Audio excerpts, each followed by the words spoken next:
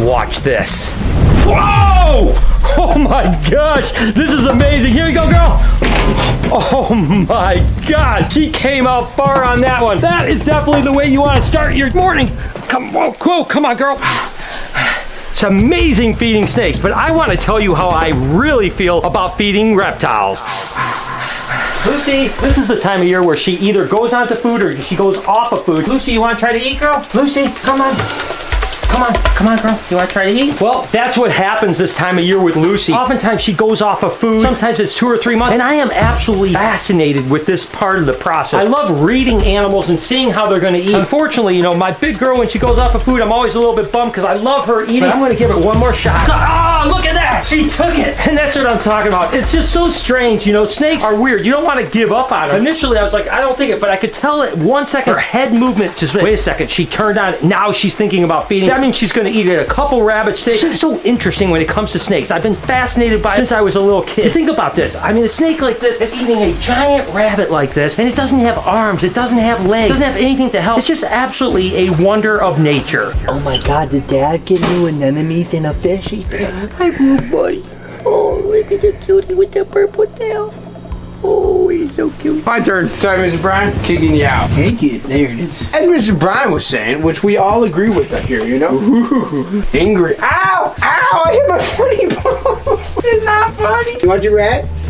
Yeah, there it is. None of us really enjoy feeding rodents and rabbits and pigs and stuff. I grew up on a farm kind of. The chickens and the turkeys and all that stuff. So I don't like feeding off the animals because it makes your soul feel bad a little bit. But at the same time, I love feeding. Okay. Well, what I mean by that is one, not that I... Marshmallow, you gotta let me open...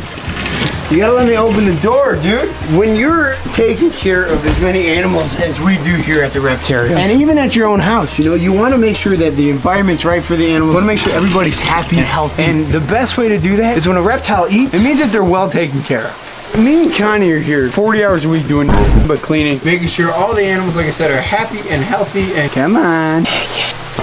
Woo! That one made me jump a little bit. You know, I'm not used to doing this all the time. 40 hours a week doing nothing. Yeah. But feeding is one of the most exciting times of the week. And I absolutely love cleaning up snake poop. They get big, they get fat. Job security. Just keep pooping when they eat. I mean, look at me. In order for you to understand how I feel about feeding animals off to other animals, I'm going to try to feed Gemma here. Now, she's been eating pigs, but I don't know if she's going to take a rabbit or not. Since we've had her, again, she was off food for 15 months. She definitely fired up to eat pigs again. She seems interested, but I don't know. It's interesting because snakes will actually feed certain things better than others. She's got some interest, but she's not really firing up like I'd like her to. So she might be a pig eater and not a rabbit eater. Come on, girl. Oh, another kind of thing where I just don't think she's going to eat a rabbit. She has a little bit of interest, but she's not got enough of interest to where she's actually going to snap at it. Come on, girl. Want to try to eat a rabbit? There she is. She's starting to open her mouth. She has interest. She's almost there. She's opening her mouth right there. There she is. Oh, come on. There she is. I'm learning her as well, right? For 15 months she didn't eat, so I have to learn how she wants to eat. She definitely loves the smell of pigs and she strikes them and coils at it. But with a rabbit, she's different. And I was able to actually finally get her to take it like that. That's pretty amazing. It's so weird how every snake is like that. But to go back to what I was saying about how I feel about feeding animals to other animals, I'm going to have to take you back to when I was 15 years old. The first time I ever fed a snake, it was actually sunrise. See, feeding's exciting. So Sunrise was feeding on little rats, and now she's eating pigs and rabbits. I mean, come on, Pinocchio here. Look, he's eating. He's eating little fuzzy mice right now. But another year or two, maybe 3 years, I don't know how long these guys take to grow. He's gonna be eating big, large to jumbo rats, depending on the size. So they get 6, 7. I'm a little late, but I'm here. How are you?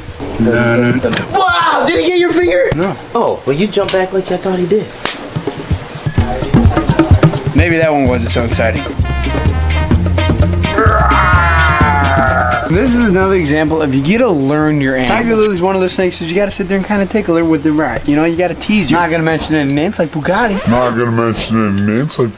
He just typically strikes right as you open the cage. They all have their own personality. You try to steal my burger or something, I might bite you. try to steal somebody else's burger, they'd be like, oh, thank you for not letting me eat this. This is obviously Cupcake, the boa constrictor, and hopefully she's going to want to eat for us today. You have to actually get her like this for a little bit, get her really interested. Oh, there she took it. And actually the second snake I ever bought was a boa constrictor. I had a Burmese python, a boa constrictor, and then I had a ball python. Everything I had at that point had been feeding on frozen thawed, but the boa constrictor, the baby boa constrictor, which name was King, would only take live food. And there was something that I didn't really want to do, but I wanted my snake to eat. Getting your snakes to eat, that's the pinnacle, right? You know, when they're eating, you're feeling like, all right, they're healthy, they're good. Look at how amazing Cupcake looks right now. So reluctantly, I bought a live mouse from the pet shop that I was working at. I went home, I threw that live mouse in, and immediately King grabbed the mouse, coiled it up, and I just saw that mouse suffer. And it was so devastating to me. I mean, I love all animals. And to see that mouse struggle while King was constricting it was absolutely devastating to me, to the point where, honestly, I considered at that very moment of getting rid of all of my snakes and never keeping reptiles again. So although I love feeding snakes, I've never loved the fact that we have to feed other animals to reptiles. Tell you what, El Toro, the bull snake, is always a trip when you feed it, because once it smells food, it comes flying out. El Toro!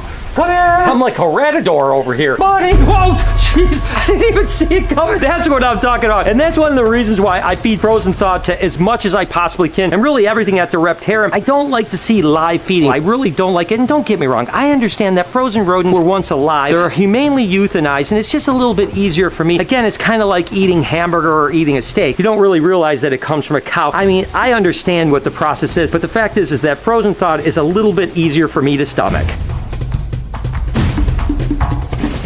I always say that if there was a time that I didn't feel bad about feeding off animals, that maybe it'd be something that I should get out of the business. I just want to get Night Fairy to follow me here. Come on, follow over here.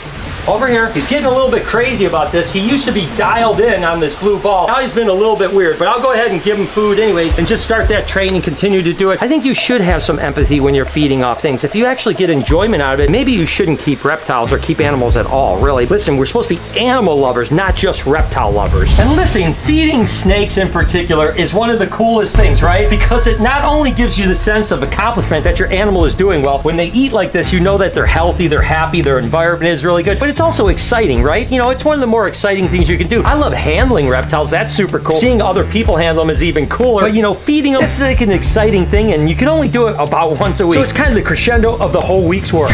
First off, how are you still sitting in the same spot? We went and got ice cream. We found a key. Whoop, bop, bop. My girl looks amazing. Pretty awesome, right? Yes.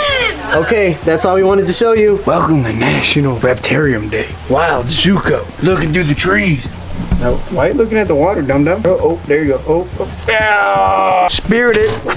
December 17th will be my 2nd year anniversary. So you've been putting up with me for almost 2 years now. On top of that, that means I've fed animals over 100 times here at the zoo. You know, you think about it, 52, ooh, a weird lucky strike, but it works. Every week we feed, right? 52 years, 9, 7, 52 weeks in a year. Almost 2 years. That's 104 weeks. And almost every single time that we feed our snakes and other animals here, they always eat. And that just goes to show that that's how much time and like love that me and Connie put into.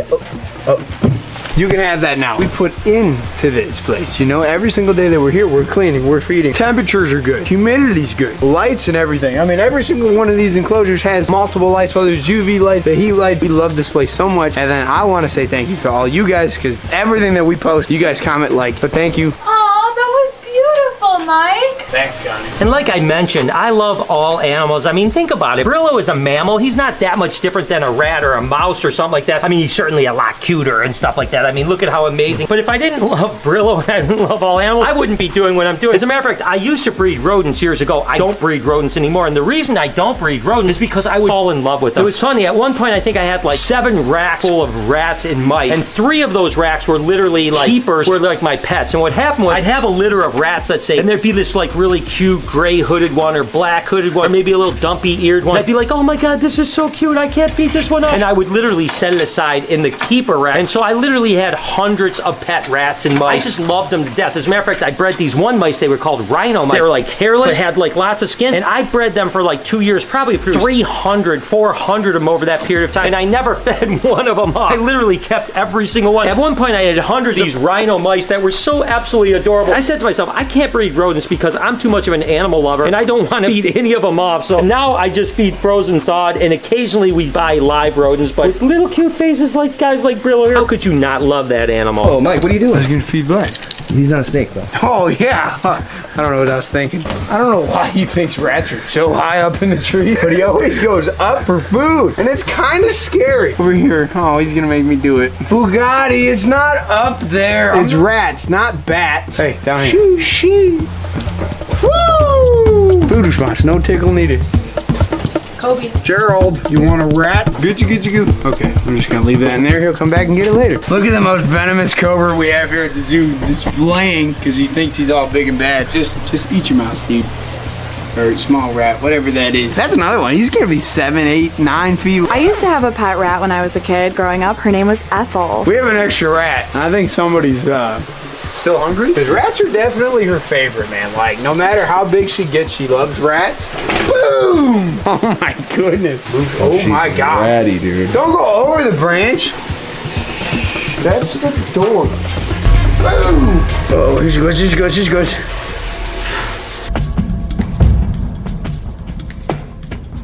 Look how big Verde is getting. She is definitely crushing right now. Oh! My love of anacondas started right here. It's been a great day. Now I hope you guys understand what I feel about feeding reptiles. Hope you guys enjoyed today's video. If you did, there's a playlist that you can watch all kinds of videos. You can also hit that subscription button. It would mean a lot to me. Also, hit that like button while you're down there. Have a wonderful day, Reptile Army. Remember,